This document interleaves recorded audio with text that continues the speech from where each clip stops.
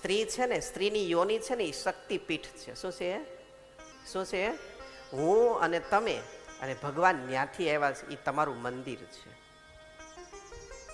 અમે બધા ન્યાથી આવ્યા છે. એને નરોહર ગઢ કહેવાય. શું કહેવાય એને? અને નરોહર, સંતોની ભાષામાં નરોહર ગઢ કહેવાય એને.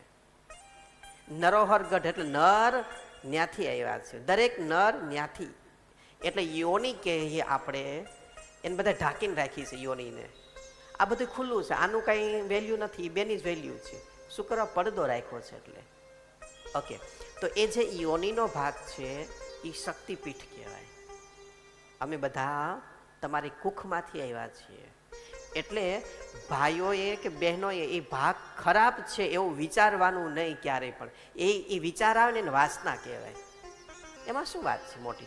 અહીંથી ખાઈએ છીએ, અહીંથી આ સાંભળીએ છીએ, અહીંથી આ કરીએ, તો ત્યાંથી બીજું કંઈક કરીએ છીએ આપણે.